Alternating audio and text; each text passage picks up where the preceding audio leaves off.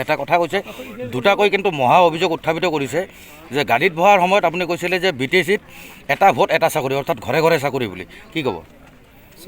তেখেতসকলে ইংলিছৰ যিটো শব্দৰ মিনিং সেইটো যদি বেলেগকে ব্যাখ্যা কৰিছে বা বেলেগকে বুজি পাইছে মইতো ক'ব নোৱাৰোঁ। জব মানে অকল গভৰ্ণমেণ্ট চাকৰি নহয়, প্ৰাইভেট চাকৰিটো জব বুলি কোৱা হয়। কিবা এটা কাম কৰিলে সেইটো জব কৰা বুলিয়ে কোৱা হয়, বুজিছেনে? তো গতিকে আমি কামৰ কথা কৈছোঁ। আৰু আজিৰ তাৰিখত আমি চৰকাৰৰ যিখিনি আমাৰ তাত ভেকেণ্ট পষ্ট আছে তাত প্ৰায় 7,000 to 8,000 চাকৰি দিছোঁ। ডাঙৰ কথাটো হৈছে যে 17 বছৰ BPFৰ সময়ত সৰু এটা চাকৰি ল'লেও 1 লাখ টকা 2 লাখ টকা ঘোচ দিব লাগিছিলে। আমাৰ সময়ত 8 পইচাও ঘোচ দিব লগা হয় না। এইটো দুৰ্গাদাস বৰাই জানে না নাজানে মই নাজানো, কিন্তু আমি এটা কথা কৰিলোঁ যে যেনেকৈ অসমত আমাৰ বৰ্তমানৰ মুখ্যমন্ত্ৰী ডাঙৰীয়া, আগৰ মুখ্যমন্ত্ৰী ডাঙৰীয়া তেখেতসকলে লগ লাগি যিটো মানে চাকৰিৰ ক্ষেত্ৰত যিটো কৰাপশ্যন হয়, ব্ৰাইব হয়, এইটো জিৰ' টলাৰেঞ্চ কৰি দিলে। আমাৰ ইয়াতো আমি ইভেন আমাৰ অঞ্চলত অফিচাৰ এৰেষ্ট হোৱা আপুনি দেখিবলৈ পাইছে। কোনোবা যদি ঘোচ ল'বলৈ বিচাৰিছে সেইকাৰণে এইটো আমি 100% কৰি দিলোঁ। তেখেতসকলৰ দিনত তেখেতে যিটো দলত পিছত গাড়ীত উঠিছে, এই আগৰ পুৰণা যিটো গাড়ী আছিলে তাত কি হৈছিলে, দুনিয়াৰ মানুহবিলাকক কণ্ট্ৰেকচুৱেল চাকৰি দি পেলাই, চাকৰিটো ৰেগুলাৰ নহয়, কণ্ট্ৰেকচুৱেল দি পেলাই আজি বহুত হাৰাশাস্তি কৰি থৈ গৈছে। 99ৰ চাকৰিটো মাষ্টৰবিলাকো দিয়া নাছিলে। 1999ৰ চাকৰিটো আহি পেলাই তেখেতসকলে 2023ত আমাৰ সময়ত তেখেতসকলে চাকৰিটো পালে 1009, মানে 1009জনে। তেনেকুৱা বহুত সমস্যাবিলাক আমি সমাধান কৰিলোঁ। গতিকে অইন ছেক্টৰত আমি এতিয়া চেৰিকালচাৰ ছেক্টৰত বহুত এমপ্লয়মেণ্টৰ কাৰণে কাম কৰি আছোঁ। ইফালে পিগাৰী ছেক্টৰত এনিমেল হাজবেণ্ডাৰী ছেক্টৰত বিভিন্ন এমপ্লয়মেণ্টৰ কাৰণে আমি হাজাৰ মানুহক পূৰা ৱেল ডিজাইন কৰি পেলাই কিছুমান এমপ্লয়মেণ্টৰ কাৰণে কাম কৰি আছোঁ।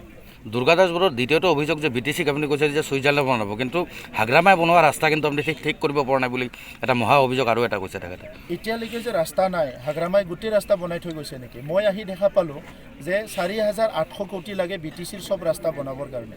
যিবিলাক ৰাস্তা হাগ্ৰামা মহিলাৰীয়ে বনাইছে সেইখিনি হাগ্ৰামা মহিলাৰীয়ে নিজে খচি ভাঙাইও থৈ গৈছে, বুজিছেনে? যিখিনি ৰাস্তা সি বনাইছিলে সেইখিনি ৰাস্তা নিজে ভাঙাই থৈ গৈছে। এতিয়া আমিহে ৰাস্তা বনালোঁ। আৰু সেই 4 বছৰত, 1 বছৰটো ক'ভিডত গ'ল, 3 বছৰত প্ৰায় 1500 কিলোমিটাৰ ৰাস্তা হ'ল। 3 বছৰত প্ৰায় 3 লাখ ঘৰ নিৰ্মাণ হ'বলৈ গৈ আছে। তেখেতসকলৰ দিনত মাত্ৰ 39,000 ঘৰ হৈছিলে, PMYৰ ঘৰ। এতিয়া আমাৰ 3টা বছৰ কাম কৰি পেলাই আমি 4টা বছৰত, 1 বছৰ বা 3টা বছৰ কাম কৰি প্ৰায় 3 লাখ ঘৰ নিৰ্মাণ হ'বলৈ গৈ আছে। তেখেতসকলৰ 17 বছৰত 15,000 মানুহৰ ভূমিৰ অধিকাৰ মানে সমস্যা সমাধান কৰিছিলে। আমি কিমান কৰিলোঁ? 3 বছৰত 2,40,000 মানুহৰ ভূমিৰ সমস্যা সমাধান কৰিলোঁ।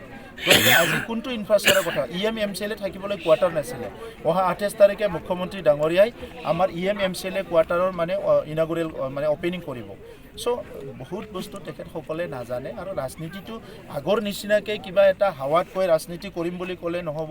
মাৰ্চ মাহত তেখেতে দেখা পালোঁ, এণ্ড অফ মাৰ্চ, 5 বছৰত BPFে কি কৰিছিলে আৰু 4 বছৰত আমি কি কৰিছোঁ, অহা 25 বছৰত আমি কি কৰিম, ইয়াৰ গোটেই তথ্য পাতি আমাৰ ভিজন ডকুমেণ্টত আমি এটাকৈ ওলাম। আজি মই ৰাতিপুৱা আহি চাওঁতে মনত পৰিছে, ওদালগুৰি DC অফিচৰ কনফাৰেঞ্চ হ'ল আমি কৰিছোঁ BTC চৰকাৰখনে। বাক্সা ডিষ্ট্ৰিক্টৰ DC কনফাৰেঞ্চ, আমাৰ তামোলপুৰৰ DC কনফাৰেঞ্চ, চিৰাঙৰ DC কনফাৰেঞ্চ, কোকৰাঝাৰৰ DC কনফাৰেঞ্চ হ'ল নাছিলে কত। এই কনফাৰেঞ্চবিলাকক ধুনীয়াকৈ ষ্টেট অফ আৰ্টৰ নিচিনা বনাই দিছোঁ আমি।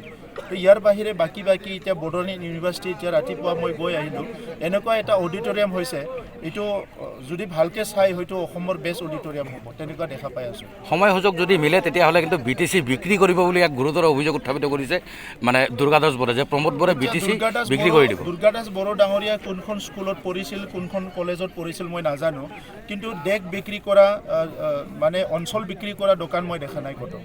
মোক কৈ আছে জাতি বিক্ৰী কৰা বুলি, জাতি বিক্ৰী কৰা দোকান মই ক'তো দেখা নাই।